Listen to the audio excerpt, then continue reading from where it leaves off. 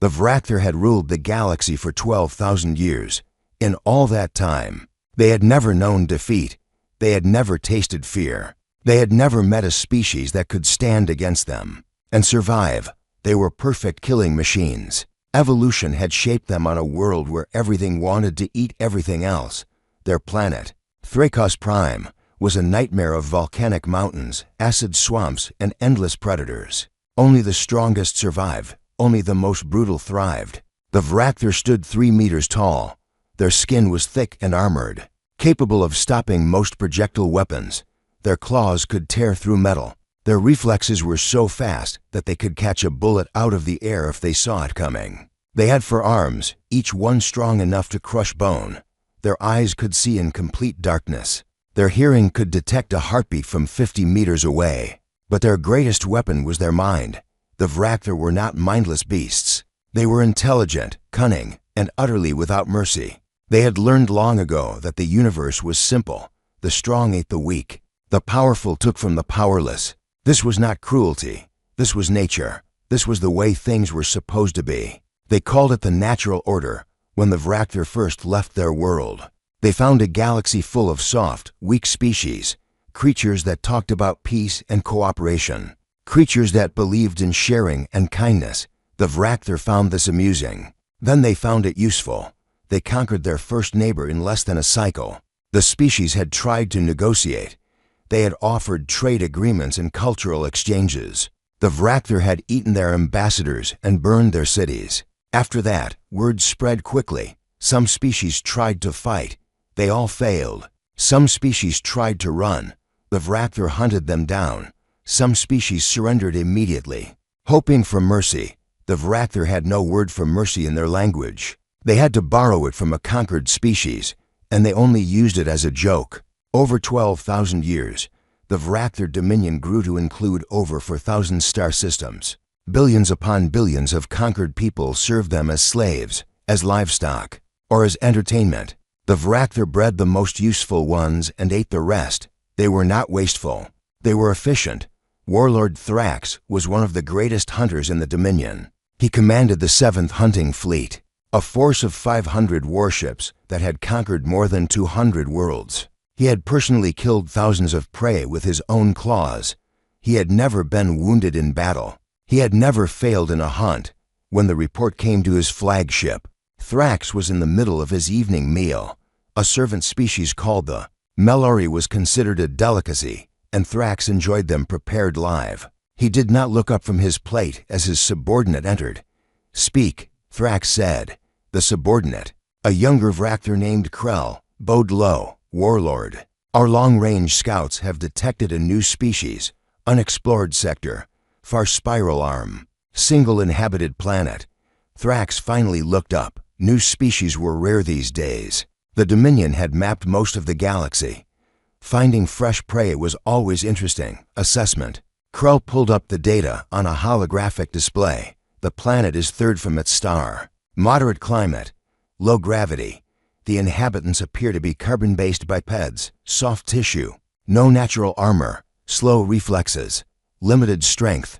They have primitive electromagnetic communications and basic space travel within their own system. Thrax studied the images. The creatures looked pathetic. Thin limbs, flat teeth, small eyes. They wore artificial coverings over their skin because their bodies could not even regulate temperature properly. They had no claws, no fangs, no venom. They were prey animals, obviously, completely, civilization level. Thrax asked. Early industrial to early space age. They have nuclear technology, but have not weaponized it effectively. Their military forces are fragmented across their planet. They appear to spend most of their energy fighting each other. Thrax made a sound of disgust. They fight among themselves with no external threat. Yes, Warlord. They seem to have divided their world into hundreds of competing territories. This was not unusual for primitive species, but Thrax always found it distasteful. Prey should know its place. Fighting each other was a waste of resources. Send a scout vessel. Thrax ordered. Full assessment. Population count, resource mapping, resistance potential. Standard procedure. Krell bowed and left. Thrax returned to his meal. He thought no more about the small blue planet or its weak inhabitants. They would be added to the Dominion like all the others. Perhaps their meat would be tasty. Perhaps they would make useful slaves. Either way, they would learn the natural order soon enough. The scout vessel was called the Silent Claw. It was crewed by 20 Vrakther hunters, all experienced in assessing new prey species. They entered the system carefully, using passive sensors to avoid detection, not because they feared the primitives, but because standard procedure was to gather intelligence before announcing their presence. The system was unremarkable. 8 planets, 1 star, scattered asteroid fields. The third planet was clearly the prize. It glowed blue and green, covered in water and vegetation. Millions of artificial lights sparkled on its night side. The population density was high. This was good. More prey meant more resources. Commander Vralik ordered a full scan, his sensors, counted the satellites, the orbital stations, the primitive spacecraft. His communications officer decoded their electromagnetic signals. Their languages were crude but learnable. Their broadcasts revealed everything about them. They called themselves humans. They called their planet Earth. Vralik watched their entertainment broadcasts with contempt. They told stories about peace and love. They celebrated weakness and called it virtue. They worried about the feelings of other creatures. They had even created laws to protect their own prey animals from suffering. Pathetic, Vralik said. They do not even understand what they are. His second-in-command agreed. They will learn. Commander, they will all learn. Vralik ordered the ship to move closer. He wanted detailed scans of their military capabilities. He wanted to know exactly how easy this conquest would be. That was when everything went wrong. The attack came from nowhere. One moment, the Silent Claw was cruising toward Earth at a safe distance.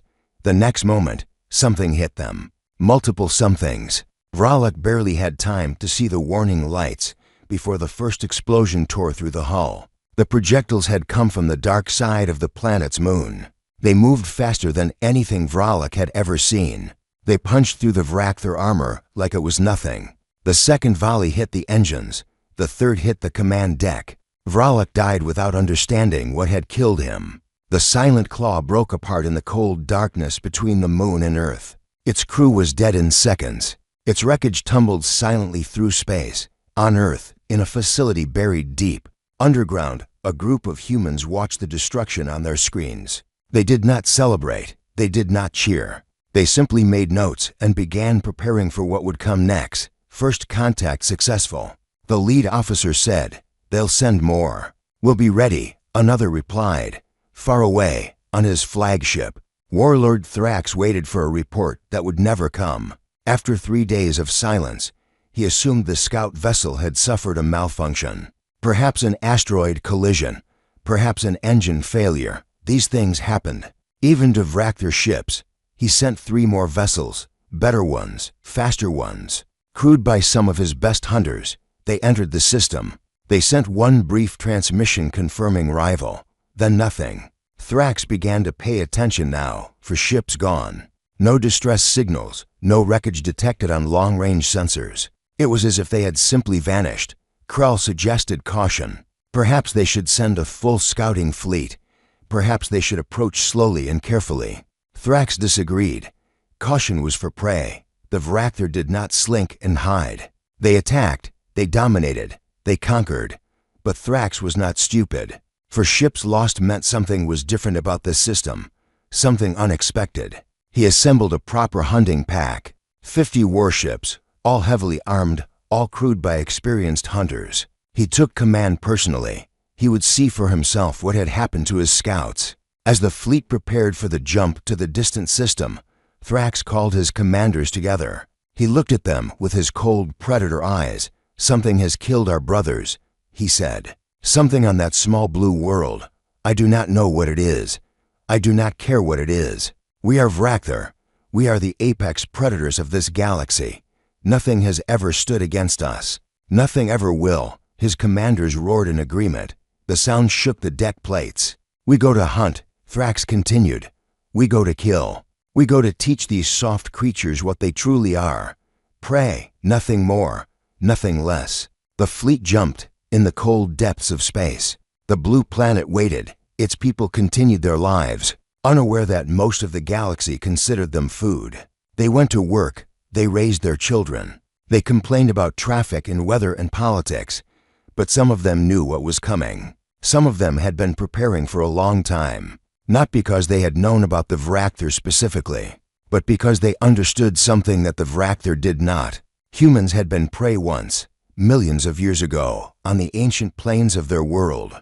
The 50 warships of Warlord Thrax emerged from hyperspace at the edge of the solar system. Their sensors immediately began scanning, searching for threats, cataloging everything they saw. The Vrakthur were thorough. They were methodical. They had conquered thousands of worlds using the same careful approach. Thrax stood on the command deck of his flagship, the Eternal Hunger. He watched the data stream across his displays. 8 planets, 1 yellow star, scattered debris in various orbital paths. And there, third from the sun, the small blue world that had somehow destroyed 4 of his ships. "Report," he ordered. His sensor officer worked quickly. "Warlord, I have located the wreckage of our scout vessels. They are in orbit around the 3rd planet. All 4 ships. Confirmed destroyed." Thrax felt a cold anger building in his chest. He had expected this, but seeing it confirmed was different. Those had been his hunters, his pack. Someone would pay for their deaths. Cause of destruction? The officer hesitated. "Unknown, Warlord. The wreckage shows signs of kinetic impact and explosive damage. High-velocity projectiles. But our sensors detect no orbital weapons platforms. No defensive satellites capable of such firepower. The planet appears to have only primitive space infrastructure."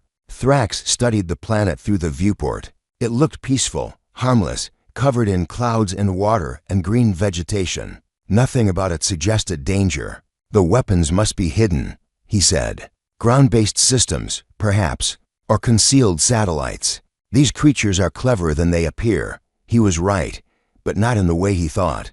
Krell approached carefully. "Warlord, should we attempt communication? Standard Dominion protocol requires that we offer surrender terms before attack." Thrax considered this. The protocol was a formality. No species ever truly believed the Vrakthur would show mercy, because they never did. But sometimes the threat of immediate destruction convinced prey species to cooperate.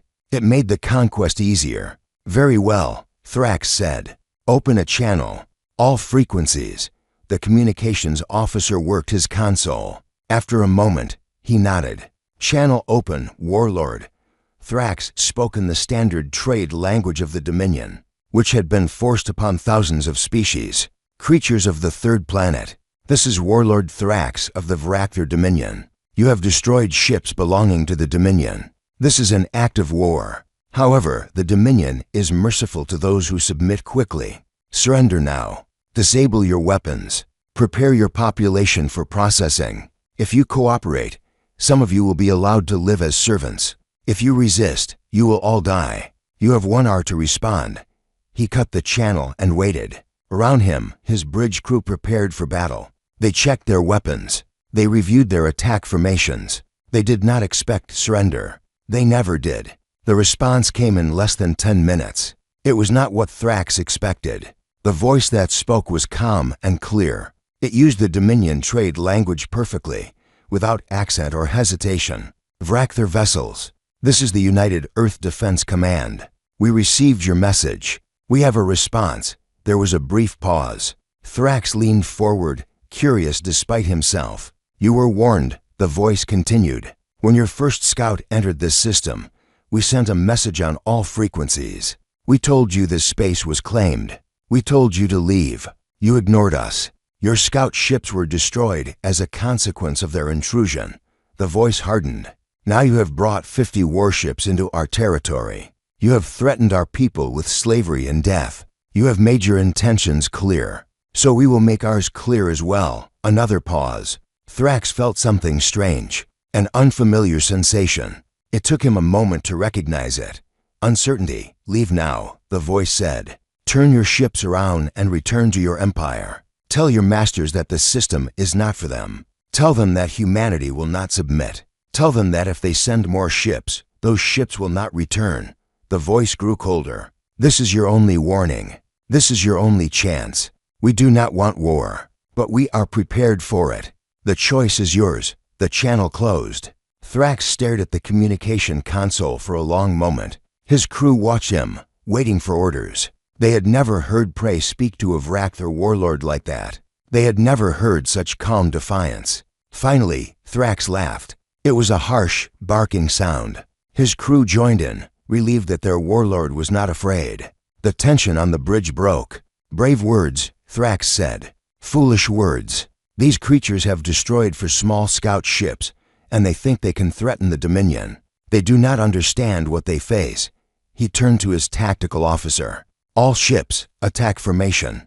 Target their orbital infrastructure first. Destroy their satellites, their stations, everything they have in space. Then we bombard their cities until they beg for the mercy we will not give." The fleet moved forward. They were halfway to Earth when the first missiles appeared on their sensors. They came from everywhere at once. From the asteroid belt, from the moons of the outer planets, from hidden platforms scattered throughout the system. Hundreds of missiles, all converging on the Vrakther fleet. The Vrakther point defense systems activated. Plasma cannons and interceptor drones engaged the incoming projectiles. Many were destroyed, but not enough. The missiles that got through were devastating. They were not like Vrakther weapons. Vrakther weapons were designed for efficiency. Maximum damage, minimum waste. These human weapons were different. They were crude. They were brutal. They were terrifyingly effective. Nuclear warheads, shaped charges that focused their explosions into concentrated beams of plasma. Kinetic penetrators moving at a fraction of the speed of light. The Vrakther armor, which had withstood every weapon the galaxy had thrown at it, cracked and buckled and failed. 3 ships died in the first volley, 5 more in the second. The fleet scattered, trying to avoid the barrage, but the missiles kept coming. They were guided. They adapted. They worked together in ways that Vrakther weapons did not. Thrax roared orders. His ships returned fire, targeting the missile platforms, trying to destroy them at their source. Some platforms were hit, but more missiles launched. Always more. Then the human ships appeared. They were small, much smaller than Vrakther warships. They looked fragile, almost delicate, but they moved with a speed and precision that Thrax had never seen. They attacked in perfect coordination. Groups of 5 or 6 ships would focus on a single Vrakther vessel, hitting it from multiple angles simultaneously. They used their small size to slip through defensive fire. They got close, too close for the Vrakther heavy weapons to track, and they tore their targets apart with concentrated railgun fire. When a Vrakther ship targeted them, they scattered. When the targeting system shifted, they reformed and attacked again. They seemed to know exactly what the Vrakther would do before they did it. Thrax watched the battle unfold with growing disbelief. His fleet was dying. Ship after ship was torn apart by these small, fragile creatures. The humans were outmaneuvering his commanders at every turn. They were predicting Vrakther tactics and countering them before they could be executed. "How do they know?" Krell shouted over the sound of explosions. "How do they know what we will do?" Thrax understood suddenly. These humans had studied them. Somehow, impossibly, they had learned how Vrakther thought. They had analyzed pack hunting tactics. They had identified patterns and weaknesses. They had prepared specifically for this fight. The humans were not fighting blind. They had been waiting for this. They had been ready. A railgun slug punched through the Eternal Hunger's hull. The ship shuddered. Alarms screamed. Thrax grabbed a support beam to keep from falling. "All ships," he bellowed, "fall back. Retreat to the system edge. Regroup and reassess." It was the first time in his life he had ordered a retreat. The taste of it was bitter in his mouth. Of the 50 ships that had entered the system, only 11 made it out. The rest were debris, scattered across millions of kilometers of space. Thousands of Vrakther hunters were dead. Thrax looked at the wreckage of his fleet. He looked at the small blue planet that had done this. He felt something he had never felt before. Fear, not for himself. A Vrakther did not fear death, but fear for his people. Fear for the Dominion. Fear of what these creatures might be capable of. As his surviving ships limped away, a final transmission reached them. The same calm voice from before. "You were warned. You chose not to listen. Now you have paid the price.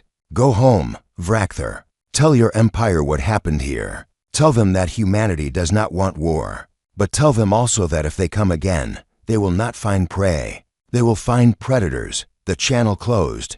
Thrax said nothing for a long time. He simply stared at the blue planet growing smaller in the distance. His wounds, the first real wounds he had ever suffered, throbbed with pain.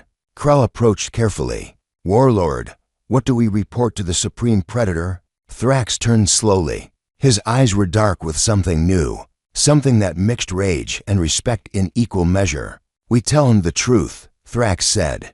"We tell him that we have found something the Dominion has never faced before. We tell him that these humans are not prey." He paused, remembering the battle, remembering how the human ships had moved, how they had fought, how they had refused to stop even when outnumbered, how they had sacrificed some of their own to protect others.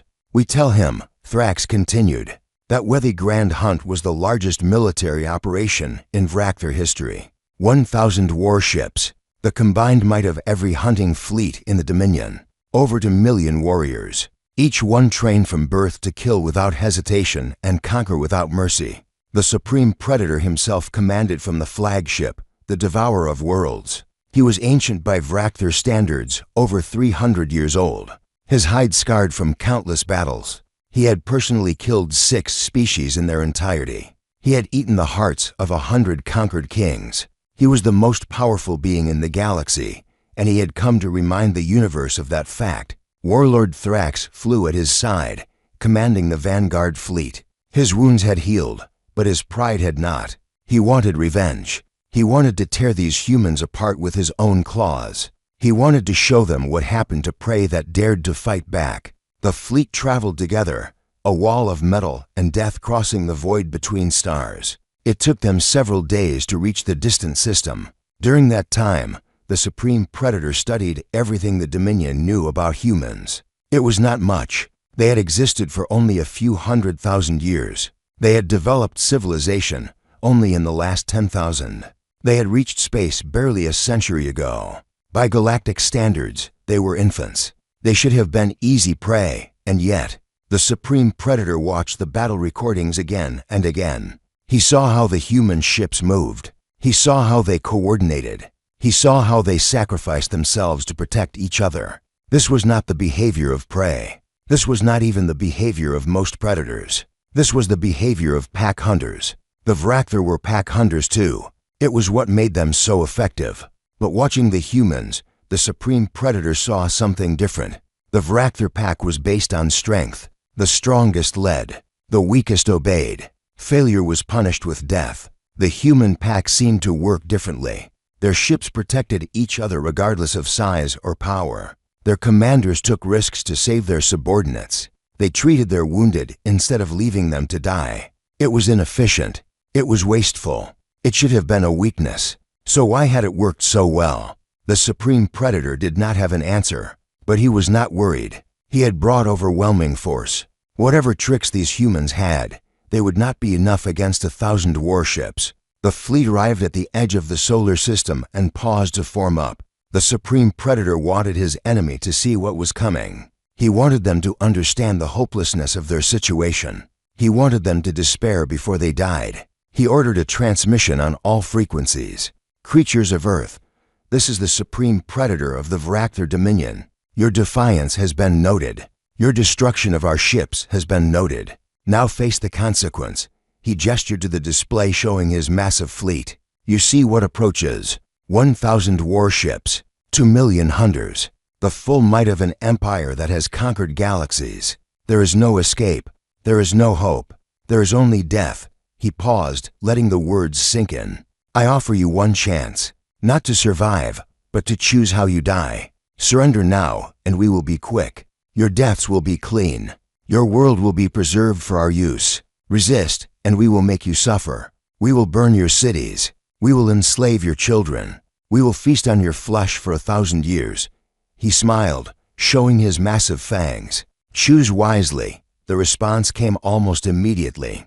"This is Admiral Chen of the United Earth Defense Command. We received your message, Supreme Predator. Here's our response." The Admiral's voice was calm, steady, almost casual. "We do not surrender. We do not submit. We are not your prey. We are not your slaves. We are humanity, and we have faced extinction before. We survived ice ages. We survived plagues. We survived ourselves. We will survive you. There was steel in the voice now. You bring 1,000 ships. You think that is enough. You think numbers make you strong. You are wrong.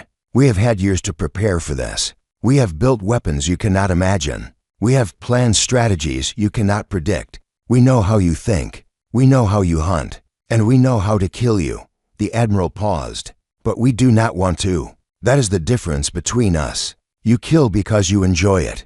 We kill because we must. So here is our counteroffer. Turn around. Go home. Leave us alone. Do that, and this ends. No more death. No more war. Do not do that. And we will show you what humanity is capable of when we have no choice but to fight. The channel closed. The Supreme Predator laughed. He laughed until the sound echoed through the bridge. His officers laughed with him, relieved that their leader was not concerned. Brave, the Supreme Predator said. Stupid, but brave. I almost wish we could keep some of them as pets. They would be entertaining. He gave the order. All ships, advance. Destroy everything. The grand hunt surged forward. The battle that followed would be remembered for 10,000 years. The humans had indeed prepared. They had spent years building defenses throughout the solar system. Hidden weapons platforms, orbital fortresses, minefields scattered through the asteroid belt, and ships. Hundreds of ships, smaller than the Vrakthir vessels, but deadly in their own way. But the humans had also prepared something else, something the Vrakthir did not expect. They had made allies. The first sign came when Vrakthir sensors detected unknown ships emerging from hyperspace behind the fleet. These were not human vessels. They were older, stranger, clearly alien. The Vrakthir recognized some of them. The Melori, the Krexian Collective, the Sithrani Empire, species that had been conquered, enslaved, or driven to the edge of extinction by the Dominion. Species that should have been broken beyond any hope of resistance. There were only a few dozen of them. Their weapons were outdated. Their ships were held together with desperate repairs. They should not have been a threat, but they were not alone. More ships appeared, and more. Species from across the Dominion's vast territory. Former slaves, subjugated peoples, the prey that had been waiting for millennia for someone to stand up to the predators. They had found that someone in humanity. The message had gone out months ago, carried by smugglers and refugees and secret couriers. The humans were fighting back. The humans were winning, and they were asking for help, not demanding, not commanding, asking, offering alliance instead of subjugation. Many had been too afraid to respond, but some had answered, and now they were here. The Vrakthir fleet found itself surrounded. It was still vastly more powerful than the combined rebel forces, but it was no longer fighting a single enemy. It was fighting an entire galaxy's worth of anger and pain and desperation. The battle was chaos. Vrakthir warships tore through rebel vessels by the dozens. But for every ship destroyed, two more seemed to take its place, and the humans led from the front, their small deadly ships cutting through Vrakthir formations with surgical precision.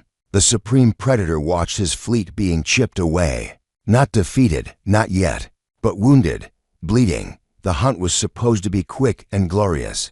Instead, it was becoming a grinding war of attrition. And the humans kept coming. They seemed to know every weakness in the Vrakthir tactics. They exploited blind spots that should not have existed. They predicted maneuvers before they were executed. It was like fighting an enemy that could read minds. Warlord Thrax fought with all his skill and fury. His personal guard ship destroyed dozens of enemy vessels. But he was bleeding too. His ship was damaged. His crew was dying. And somewhere in the chaos, he realized the truth. The Vrakthir had been the galaxy's predators for 12,000 years, because no one had ever been able to match them. They were stronger, faster, more brutal. They had the best weapons, the best tactics, the best hunters. But the humans were not trying to match them. The humans were trying something different. They were not fighting the Vrakthir directly. They were fighting around them, using the Vrakthir's own aggression against them, drawing them into traps, cutting supply lines, targeting weak points, and worst of all, they were inspiring others to fight. For 12,000 years, conquered species had accepted their fate. They had submitted because resistance was futile. But now they saw that resistance was possible. They saw that the Vrakthar could bleed, could fail, could be beaten. That hope was more dangerous than any weapon. After 6 days of continuous combat, the Supreme Predator made a decision that shattered the myth of Vrakthar invincibility. He ordered a retreat. Over 700 ships had been destroyed. Thousands of hunters were dead. The fleet that was supposed to exterminate humanity limped away, broken and humiliated. But the humans did something that confused Thrax. They let the survivors go. The fleeing Vrakthar ships were damaged, slow, vulnerable. The human fleet could have pursued, could have destroyed them one by one, could have ensured that none escaped. But they did not. They simply stopped, formed a defensive line, and watched the Vrakthar retreat. Thrax could not understand it. Any Vrakthar commander would have pursued, would have hunted the survivors down, would have left no witnesses to speak of the defeat. Mercy was weakness. Everyone knew. The news of the Grand Hunt's defeat spread across the galaxy like wildfire. It traveled through trade routes and smuggler networks. It was whispered in slave barracks and shouted in hidden resistance meetings. For the first time in 12,000 years, the prey had beaten the predators. The Vrakthar tried to control the story. They claimed the retreat was strategic. They claimed the losses were exaggerated. They threatened death to anyone who spread rumors of weakness. But the truth could not be contained. On 1,000 worlds, enslaved species began to hope. They looked at each other with new eyes. They began to ask questions that had been forbidden for millennia. What if we fought back? What if we refused to submit? What if the Vrakthar were not as invincible as they claimed? The Concord of Broken Chains had been a secret alliance for centuries, formed by the most desperate of the conquered species. It had survived through careful secrecy and absolute caution. Its members dreamed of freedom, but never truly believed it was possible. Now, for the first time, they believed. The Concord sent envoys to Earth, 3 small ships carrying representatives from 12 different species. They traveled in disguise, hiding among commercial traffic, avoiding Vrakthar patrols. The journey took months. Many of them expected to die along the way. When they finally reached Earth, they were met not with weapons, but with welcome. The human Admiral Chen received them personally. She was older than they expected, her hair gray and her face lined with years of stress and responsibility. But her eyes were sharp, and her handshake was firm. "We have been waiting for you," she said, "or someone like you. We knew we could not beat the Dominion alone." The Concord representatives were confused. They had come to offer help to humanity. They had expected to find warriors focused on their own survival. Instead, they found something else. "You knew we would come?"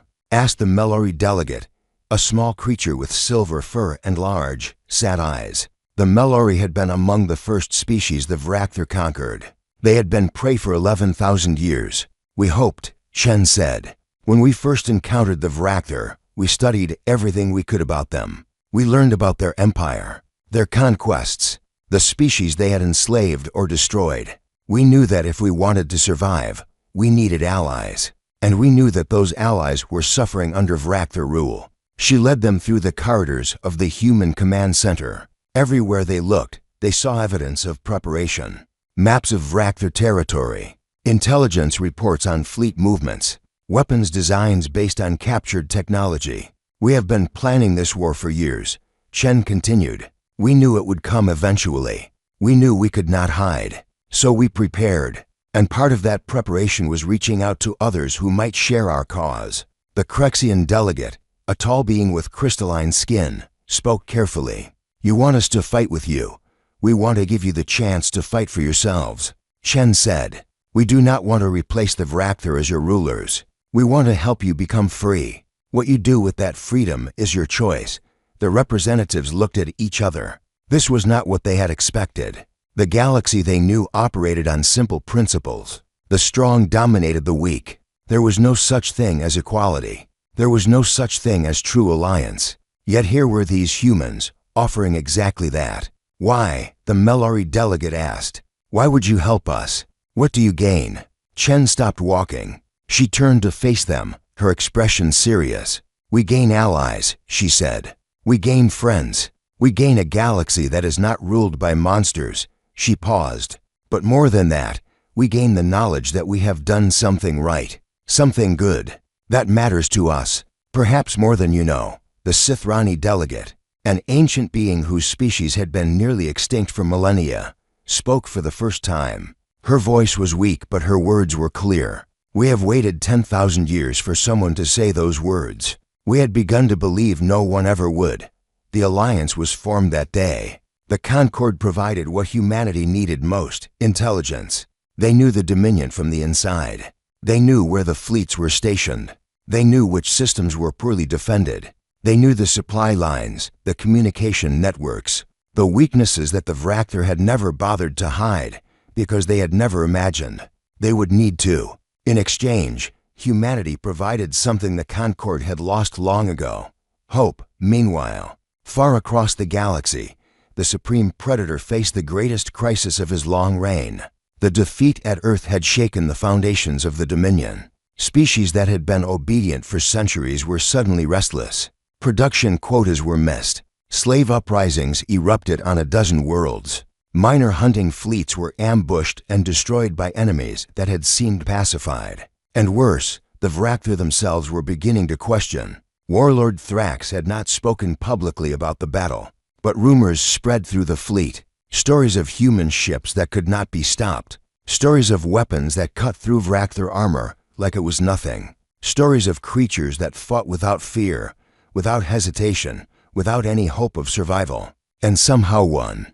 The Supreme Predator called a council of war. Every surviving warlord attended, every fleet commander, every senior hunter. They gathered in the Great Hall of the Devourer of Worlds, surrounded by the trophies of 10,000 conquered species. "We face a choice," the Supreme Predator said. His voice echoed through the hall. "We can retreat. We can abandon this war against humanity. We can consolidate our forces and wait for the unrest to pass."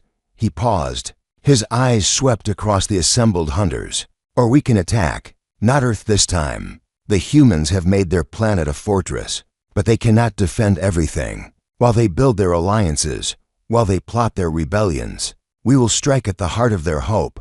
He brought up a holographic display. It showed the Dominion's borders, showed the locations of known rebel activity, showed the estimated positions of the human fleet. The humans cannot be everywhere at once.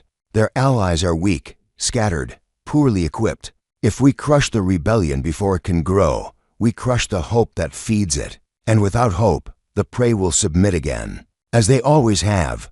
Thrax watched from his position near the front. He said nothing, but he was troubled. He had fought the humans. He had seen what they could do, and he had seen something else in them, something the Supreme Predator did not seem to understand. The humans did not fight because they hoped to win. They fought because they refused to submit. Victory was not their goal. Survival was not their goal. Their goal was something simpler and more dangerous. They would rather die free than live as slaves. Thrax had never encountered a species like that. The Vrakthur valued survival above all else. They submitted to stronger Vrakthur when necessary. They cooperated because it helped them survive. The idea of choosing death over submission was incomprehensible, and that made the humans unpredictable, dangerous, terrifying.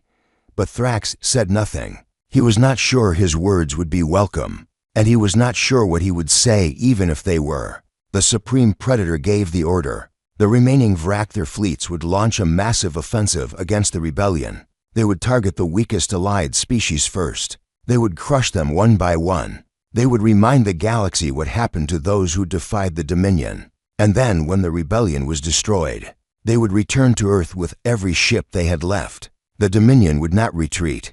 The Dominion would not negotiate. The Dominion would do what it had always done. It would hunt. It would kill. It would consume.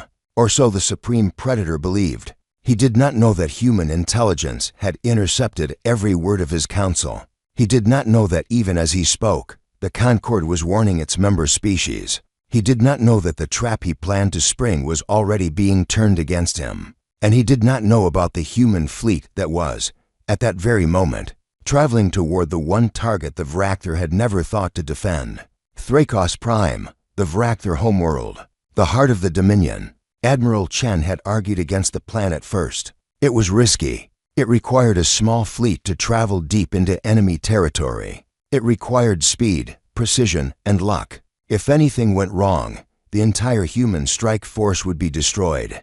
But her commanders had convinced her. The Vrakthur thought like predators. They projected strength. They attacked weakness. They never imagined that their prey might strike at their home. Their defenses would be minimal. Their attention would be elsewhere. And if the strike succeeded, it would change everything. "We do not need to destroy their world," the lead commander had said. "We just need to show them that we can. We need to show them that they are not untouchable. We need to show them fear." Chen had agreed. The fleet launched in secret. 100 human ships, the best crews, the newest weapons. They traveled through carefully mapped routes, avoiding Vrakthur patrols, slipping through gaps in the sensor networks. They moved like ghosts. They moved like hunters. And they carried with them the fate of the galaxy. Thrakos Prime had never been attacked in 12,000 years of Dominion history. No enemy had ever reached the home world. No enemy had ever dared. The very idea was unthinkable. The planet was a monument to Vrakthur supremacy. Its cities were built from the bones and treasures of conquered species. Its skies were filled with the banners of 1,000 victories. Its orbital shipyards produced the mightiest warships in the galaxy. Every Vrakthur child grew up looking at those shipyards, knowing that they were safe, knowing that the Dominion was eternal. When the human fleet emerged from hyperspace, no one on Thrakos Prime believed what they were seeing. The defense stations fired their weapons almost by reflex, but there were not many of them. Why would there be? The Dominion had spent its resources on offensive fleets, on hunting packs, on weapons of conquest. Defense had never been a priority. The humans exploited this perfectly. Their ships moved with the same terrifying coordination that had devastated the Grand Hunt.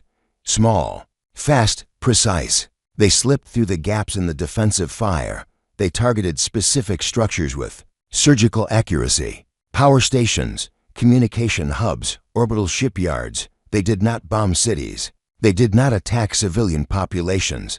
They did not kill indiscriminately. This confused the Vrakthur even more than the attack itself. On the surface, panic spread. Millions of Vrakthur looked up at the sky and saw something they had never imagined. Foreign ships, enemy ships, above their home. The Supreme Predator received the news aboard the Devourer of Worlds. 10,000 light years away, he was in the middle of planning his offensive against the rebellion. His fleet was spread across a dozen systems, preparing to strike, and now his homeworld was under attack.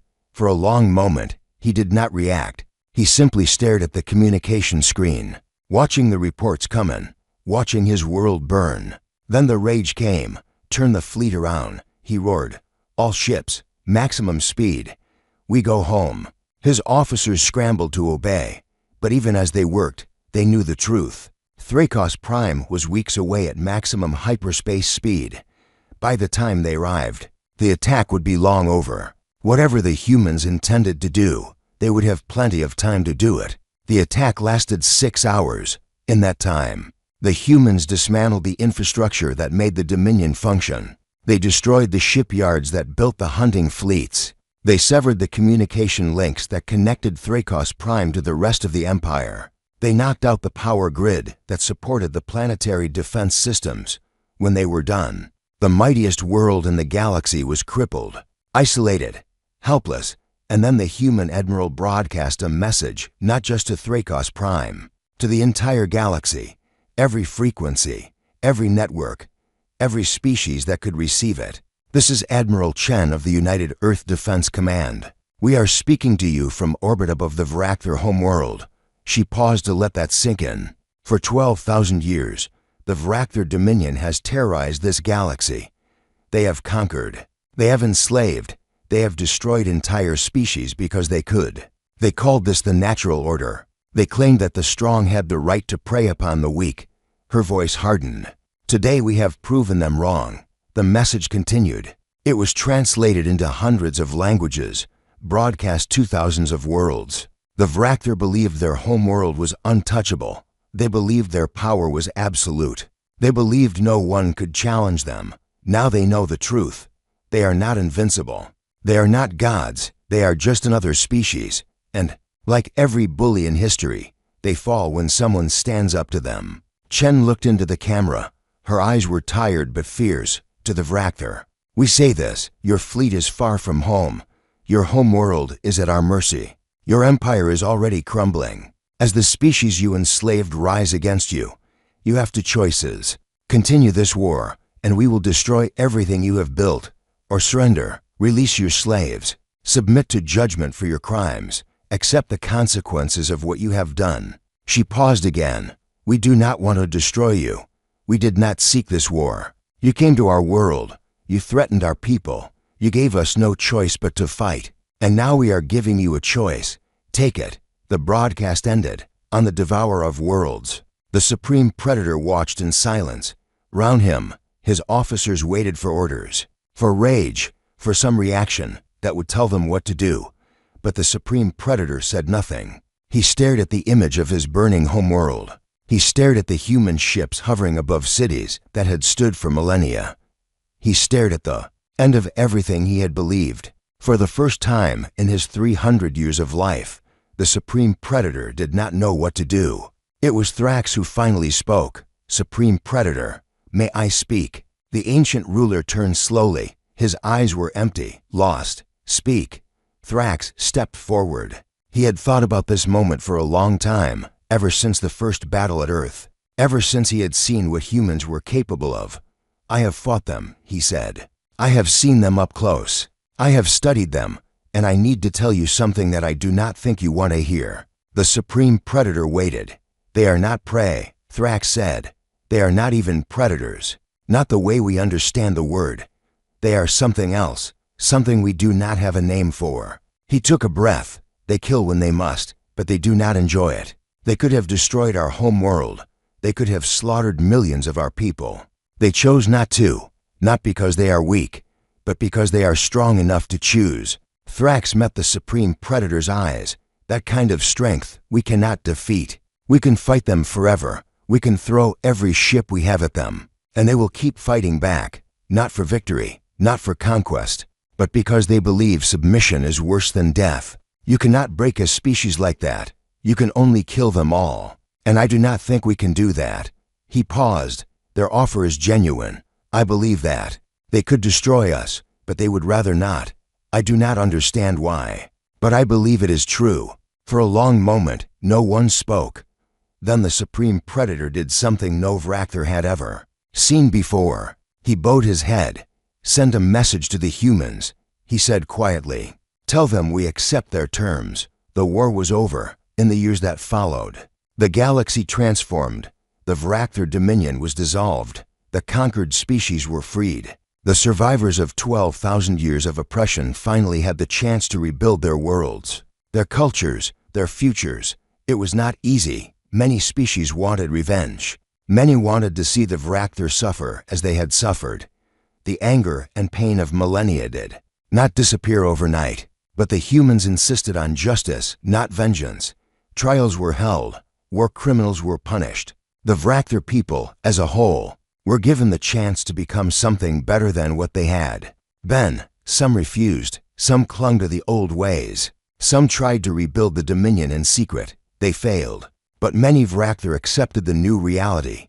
The young ones, especially, who had never known the glory days of conquest, who had only seen their empire crumble and their beliefs shattered. They had to find a new way to live. Warlord Thrax became one of the first Vrakthar to join the new Galactic Council. He sat beside Melori and Crexians and humans. He helped write the laws that would govern the new order. He made amends for the species he had helped conquer. It was strange work for a predator, but Thrax had learned something in his war against humanity. Strength was not about domination. Strength was about choice. The humans had proven that. They had the power to destroy, and they chose to build instead. They had the power to rule, and they chose to share instead. That was real strength. That was real power. And perhaps, someday, the Vrakthar could learn it too. Admiral Chen retired after the war. She spent her remaining years on Earth, watching the galaxy she had helped save, watching the new alliances form, Watching species that had been enemies for millennia learn to live together, she was asked once, by a young journalist, what she thought humanity's greatest achievement was. She thought about it for a long time before answering. "We showed the galaxy that power does not have to mean domination," she said. "That strength does not have to mean cruelty. That you can be the most dangerous species in the universe and still choose to be kind." She smiled. The Vrather were right about one thing. The strong do shape the galaxy, but they were wrong about what that means. True strength is not taking what you want. True strength is being able to take what you want and choosing not to, choosing to help instead, choosing to protect instead, choosing to build instead. She looked up at the sky, at the stars that now belonged to everyone. "That is what we taught the galaxy, and that is why we won." The reporter asked if she had any regrets. Chen shook her head. "We did not want that war. We would have been happy to live in peace. But when the predators came, we did not run. We did not submit. We stood up and fought back. And when we won, we did not become the new predators. We became something better." She turned to face the reporter directly. "The galaxy once had apex predators, creatures that ruled through fear and violence. That age is over now. The new age belongs to everyone, the strong and the weak, the predators and the prey, all of us together." She looked back at the stars one final time.